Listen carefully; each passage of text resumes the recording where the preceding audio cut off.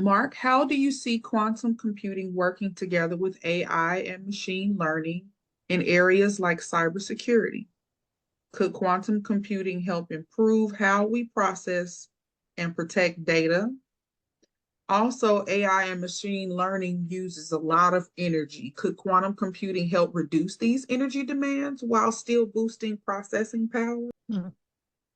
Yeah, let me take the second one first because I want to really hit where are some of the values and where are some of the benefits that quantum computing will bring to the world and to the American people.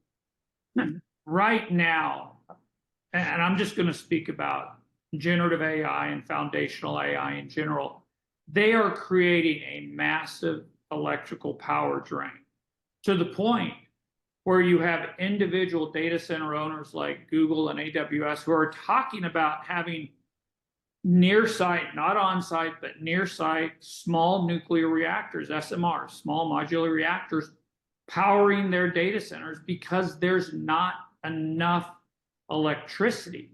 Places like California, in many parts of the country where we have seasonal brownouts.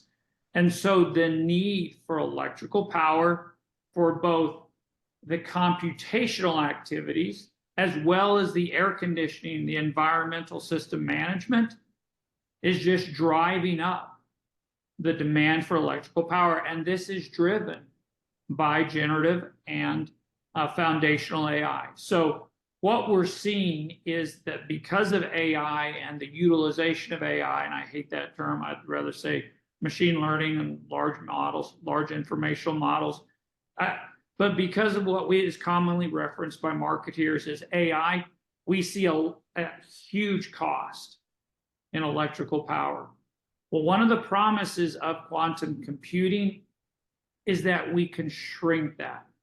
So instead of, and I want you to think of back in the beginning of the Cold War, right after World War II, you had these massive computers, and bit for bit, they were made up of vacuum tubes.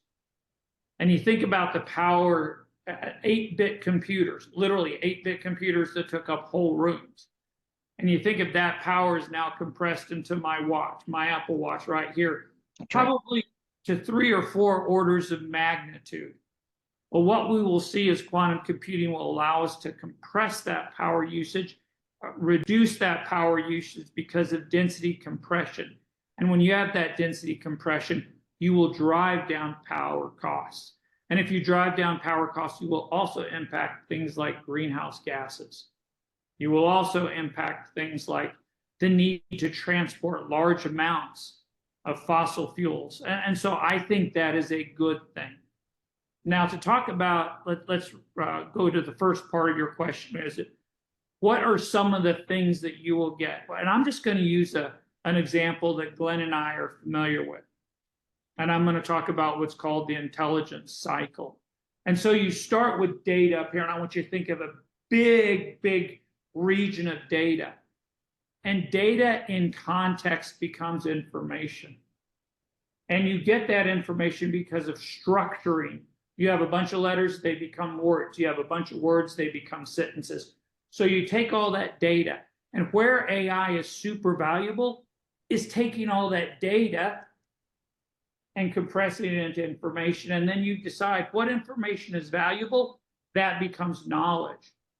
And then you decide what knowledge allows me to make a decision, that becomes intelligence. And then if there's a specific action you can take based on that intelligence, then you have this little bitty amount of what's known as actionable intelligence. And so you start with all this huge amount of information. Now, as you go from data down to actionable intelligence, you start with what's called unsupervised learning because everything is parameterized.